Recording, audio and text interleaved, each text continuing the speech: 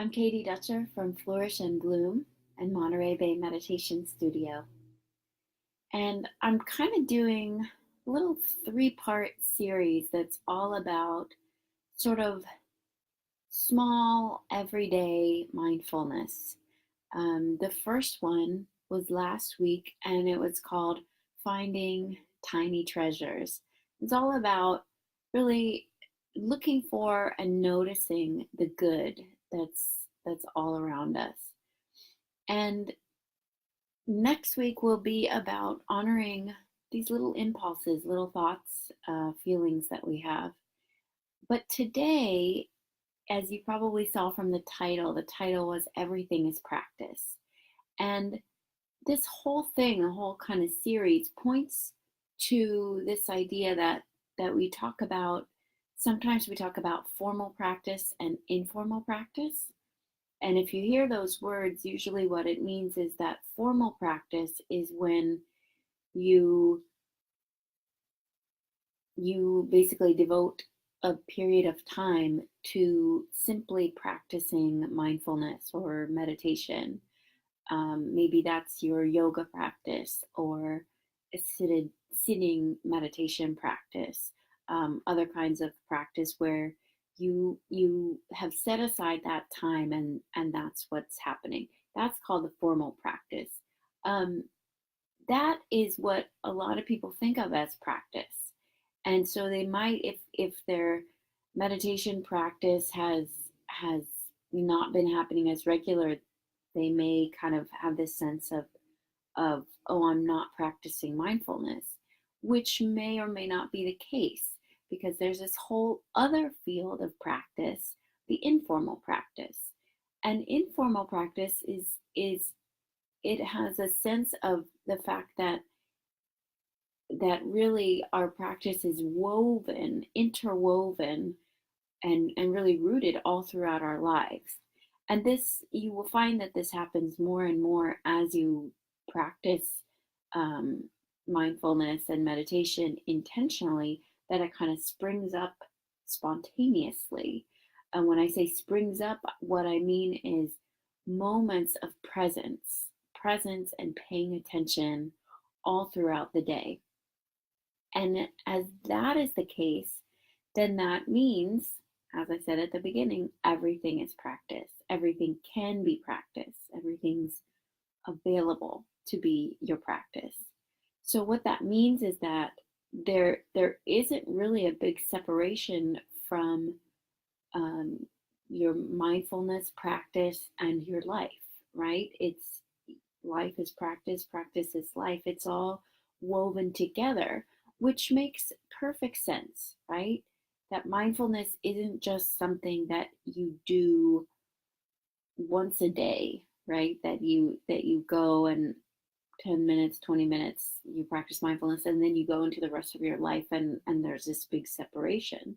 No, mindfulness practice goes way beyond the cushion and or the chair, and um, that's kind of the point, right? Many of us come to meditation or to learning about mindfulness because we want some kind of a shift in our life, in our maybe the way we're being in the world.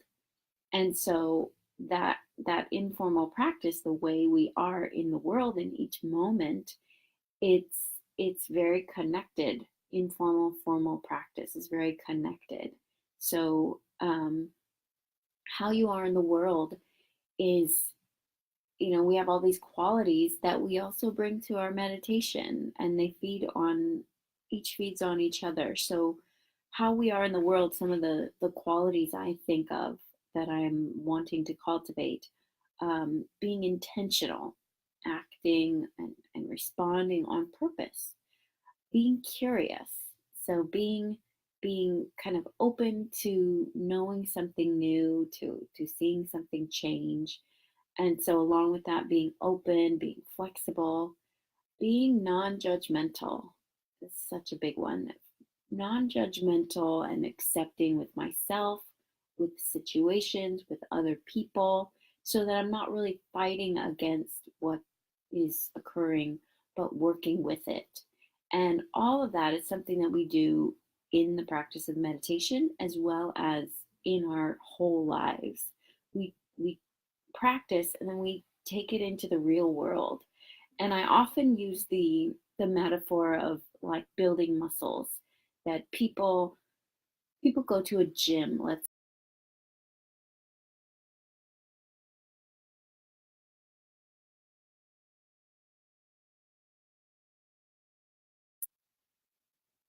Okay, it cut out for a moment, the connection, but I think it's back.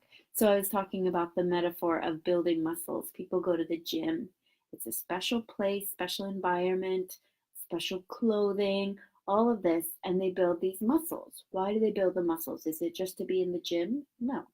It's that when they go out into the rest of their life, now they have these muscles that hopefully will support them whenever they need to. So when they need to go run to do something quickly or lift something up, those muscles that they built in that special situation are now available to them. And that functional um, that functional piece of it is really core. That's why I say that the informal and formal practice support each other. In meditation, we're being with our breath. We're learning to just be patient, to begin again, to release judgment, and then these are kind of like muscles or qualities that we're building, so that then when we leave that quiet place of meditation and go into the hustle of the real world, we have those muscles there to support us. So you begin by intentionally bringing it into your life.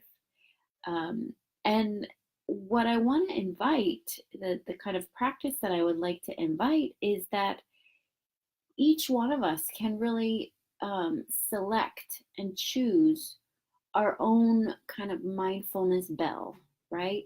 What I mean by that is, in some retreat centers, from time to time, a bell rings and it'll ring like throughout the campus or the community. And when you hear that bell, it's a moment to kind of, yes, I'm here in this moment, check in, right? I'm to be present. And most of us don't live in a place where we have this system of bells to keep us coming back to the present moment. However, we can select something to act as our bell, and it can really be anything. Best if it's something kind of everyday. So here's some thoughts, and some of these are things that other people have told me that they are using, or that I myself have tried. One is birds. When I'm out and about and I see a bird, whether it's soaring or perched somewhere, especially if it gets my attention in some way, that's a moment for me to just pay attention. Does a bird mean anything special to me? Not necessarily. It's just that's something I've selected because the movement, maybe the color of it, draws my attention and has me being present. Some people go with driving, especially if that's something that they're doing every day, and it's kind of becomes a habit. Then they use it as a time to pay attention. So it might be right when they get in the car, just noticing, okay, I'm here, I'm driving. How do I want to be as I'm driving? And then along with that, using traffic lights, that moment of needing to pause, that's a great moment to check in, to notice your hands on the wheel. Are they clenched? Are they loose? How are you feeling about yourself right now? How are you feeling about the other drivers? Are you feeling in a hurry? All of these things, you can just take that moment to check in. Um, you might choose something like your cup of coffee. Cup of coffee is a wonderful thing to actually be present for and appreciate. So, noticing the smell, the feel of the cup, the taste of it, um, all of that. So letting yourself take that moment to almost have it as a ritual of like, here I am, I'm present, I'm enjoying my coffee rather than just rushing through it. And it might not be the whole cup. It might be a few sips that you let yourself do that. Um, Another good one is transitions when you go through a doorway, or when you hear a ping, if your phone makes pings, or vibrations. Before checking what it is, check in. Um, so these are just some examples, and it could really be anything. Ideally, it's something that happens a few times throughout any day, so that when it happens, you kind of work on building this habit of using it as a signal, as a bell for yourself. And what I notice is that sometimes the kind of function of this is to draw your attention to something that is already really pleasant, and to let yourself actually be there for it and enjoy it, like the coffee, or um, being outside, or maybe noticing the eyes of the person you're talking to. So it's really letting yourself enjoy something that maybe is already what feels like a nourishing experience for you.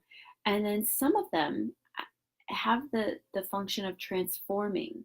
So there's especially a participant in one of my classes who has really used driving, something that used to have her get stressed because of being in a hurry, um, and to use that as her mindfulness practice. And then that really just transforms the act of driving, and transforms your experience of it.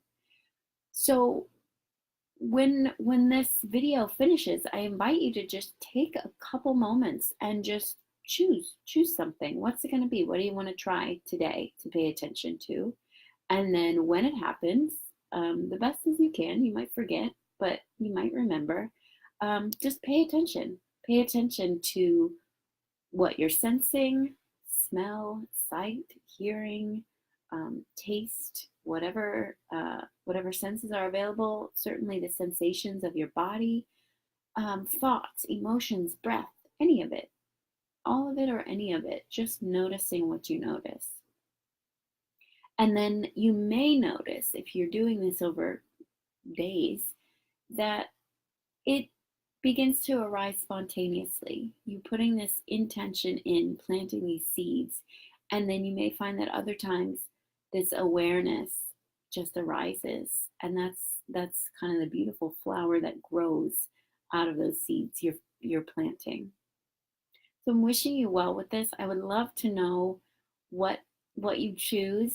You can feel free to comment here on Facebook or YouTube, or send me an email. Let me know, what are you choosing to be your bell? And the more mundane, the better. I'm wishing you well today, and I'll see you next time.